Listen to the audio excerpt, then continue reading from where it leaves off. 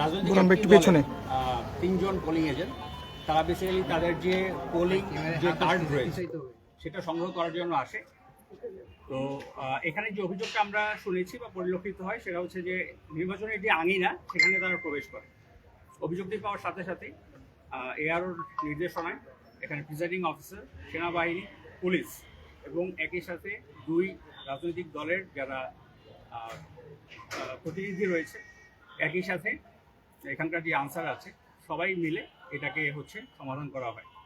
পরবর্তীতে যেটা হয়, পোলিং সেন্টারের ভিতরে ব্যালট পেপার রয়েছে, ব্যালট বক্স রয়েছে এবং আপনারা জানেন যে আরও আনুষঙ্গিক যে সমস্ত দ্রব্যাদি রয়েছে, এটা পুনঃপরীক্ষণ করা হয়। পুনঃনিরীক্ষণ করে এর সঠিকতা যাচাই করে দুই রাজনৈতিক দলের যারা প্রার্থীর যারা প্রতিনিধি রয়েছে সবাইকে এই ব্যাপারটি নিশ্চিত করা হয় এবং তারা নিশ্চিত হয়েই এখান থেকে চলে যান।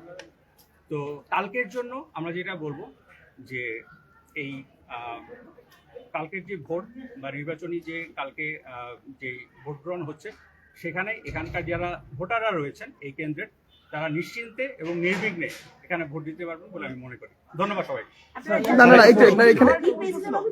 জি, এই সম্বন্ধে আমরা যাচাই করেছি এবং ওখানে অভিযোগটা ছিল যে নির্বাচনী আঙিনায় তারা এসেছিল। তো নির্বাচনী আঙিনায় এটা তো আসলে একটা ব্যর্থ, কোনো সন্দেহ নেই। এটা পরবর্তীতে প্রিজাইডিং অফিসারকে বলা হয়েছে এবং এআরও এ ব্যাপারে এখন অনেক ভেরি স্ট্রিক্ট না। তো সে যেটা করছে এখন বাকি যত প্রিজাইডিং অফিসার ঢাকা 6 আসনের মধ্যে আছে এভরিওয়ান ইজ ইনফর্ম এবং নাথিং সাচ সিগনিফিকেন্ট এরকম কোনো কিছু আর হবে না বলে আমরা মনে করছি। না, এখন পর্যন্ত আমরা এরকম কিছু মনে করছি না, কারণ এই ব্যাপারটি খুবই সুইফট। আর্মি অন দ্য স্পটে উইদিন 5 মিনিটস আমরা চলে আসছি। পুলিশের টিম আমরা এখানে দেখেছি, আনসার তো আপনারা জানেন এখানে আছে এবং এছাড়াও যে প্রিজাইডিং অফিসার তার যে টিম সবাই আছে। So it is very secure এবং এখান থেকে আমাদের যে বললাম যে উইদিন 5 মিনিটস আমরা আসছি এবং এইটা কালকের জন্য একই। সো আই এম শিওর যে এখানে কোনো কিছু হওয়ার কোনো সম্ভাবনা নাই। সবাই খুব নিশ্চিন্তে ভোট দিতে আসবে, এটাই আমি মনে করছি। ফেরদৌস ভাই এখানে অভিযোগ এসছে ভোটাররা কি নিরাপদে আসবে? অবশ্যই, আমি তো সেটা অলরেডি বলেছি যে যারা প্রিজাইডিং অফিসার আছে সেও স্বীকার করছে যে ওখানে মারধরের সেও স্বীকার হয়েছে এবং ওখানে যারা বিপক্ষ মধ্যে একটা মারধরের একটা ঘটনা ঘটছে এই সব। এই ব্যাপারে যেটা হচ্ছে আসলে আমরা এটা দেখেছি, অভিযোগটা আমরা দেখেছি, দেখার পরে এখন ফার্স্ট কাজ হচ্ছে আমাদেরকে ব্যাপারটাকে সমাধান করা, তাই তো? সো এই জিনিস যেন ফার্দার না হয় সেটা হচ্ছে আমাদের স্টপ করার সবচেয়ে বেশি। আচ্ছা,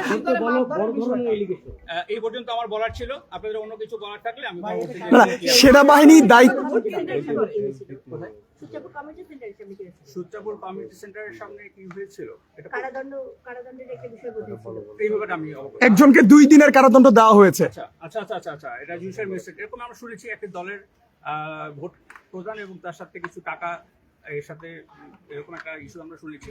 পরবর্তীতে জুডিশিয়াল ম্যাজিস্ট্রেটের মাধ্যমে এটা 2 দিনের দেওয়া হয়েছে। এটা আমরা এটা পরবর্তীতে আমরা এটা জানাবো। আরেকটা বিষয়, এখানে যারা উপস্থিত যখন ছিলেন, আমি নিজেও ছিলাম, তখন দেখি একটা অভিযোগ এসেছে জামায়াতের নেতাকর্মী এখানে নাকি ব্যালট বক্স দিয়ে দিয়েছেন, সেই সময় বিএনপি নেতাকর্মী বাদে এই সময় একটা সংঘর্ষ সৃষ্টি হয় এবং তাকে জিজ্ঞাসাবাদের জন্য আপনার পরবর্তী সাংবাদিকদেরকেও ভেতরে প্রবেশ করতে দেওয়া হয় না, আপনারা দেখার কথা বলে এই বিষয়টি মানে ব্যাপারটা হচ্ছে কি, এখন আমাদের জন্য সবচেয়ে ইম্পর্টেন্ট হচ্ছে এই জায়গার সেফটি। কালকে যেন অবাধ সুষ্ঠু নির্বাচন হয়, এখানে যারা ভোটাররা আছে, আমাদের ফোকাস কিন্তু আজকে ভোটাররা কালকের জন্য, তার জন্য নিশ্চিন্তে এখানে আসতে পারে, that is the main purpose. So আমি অতটুকুই বলবো, আমরা এইভাবে কাজ করছি, ইনশাল্লাহ আপনাদের সহায়তা পেলে আমরা ইনশাল্লাহ কালকে খুব সুন্দর একটা নির্বাচন আমরা উপহার দিতে পারবো। ধন্যবাদ। স্যার, একটু কথা ছিল। স্যার কিন্তু প্রথম অস্বীকার করতে পরে স্বীকার করবে, তাহলে কি কিছু লুকানোর চেষ্টা? উনি রাজনৈতিক দলের নাম বলতে চায় না। আচ্ছা, একটা ফোন করে গেছে স্যারের হয়েছে যায় না, এখন অনেক সময় লাগে তো।